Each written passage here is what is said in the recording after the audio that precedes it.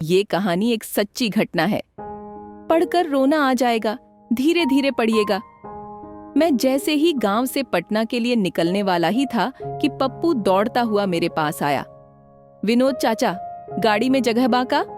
माया फुआ के पटना तक जाए के बा? वह हांफते हुए बोला। बहुत जगह बा, हम आके ले ले तानी।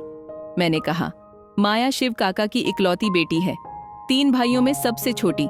बचपन में बड़ी ही नटखट एवं चंचल थी। मैं उसे बहुत मानता था तथा उसकी तुतली भाषा का नकल करते हुए बहुत चिढ़ाता था। समय धीरे धीरे बीतता गया। उसके मैट्रिक परीक्षा पास करते ही शिव काका ने उसकी शादी एक खाते पीते परिवार में कर दिया। उसका ससुराल आरा शहर से सटे एक गांव में है। शिव काका के तीनों लड़कों की शादी माया की शादी के बहुत पहले ही हो चुकी थी। परिवार की सबसे छोटी संतान होने की वजह से माया की परिवार में काफी पूछ होती थी। शिव काका का प्राण तो माया में ही मानो बसता था। वह माया की हर छोटी बड़ी मांग पल भर में ही पूरा कर देते थे।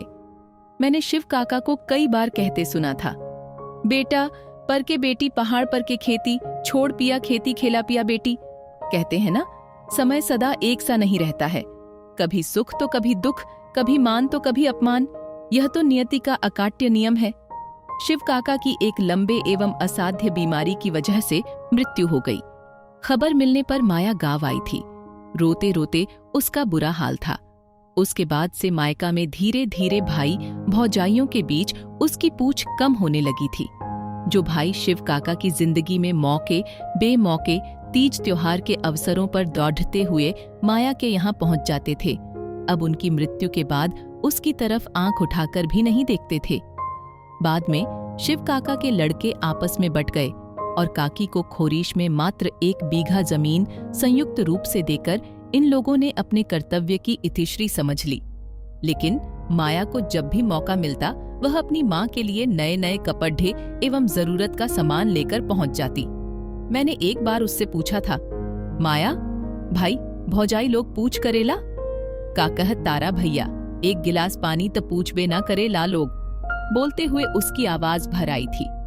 जब तक माई जियत बिया तब्बे तक हमरा खातिर नहर बा भैया। वह आगे बोली, भाई भौजाई आजकल के युग में के करहो खेला कि हमार हो जाई। विगत साल होली के कुछ दिनों पहले माया की माँ का देहांत हो गया।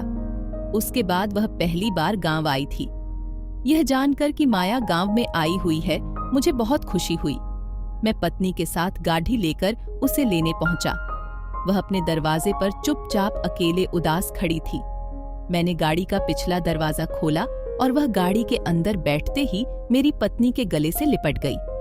अपने आंचल में वह कुछ पोटली के जैसा बांधे हुए बड्ढे जतन से उसे पकड़े बैठी हुई थी। गाड़ी अब तक मुख्य सड़क पर पहुंच गई थी।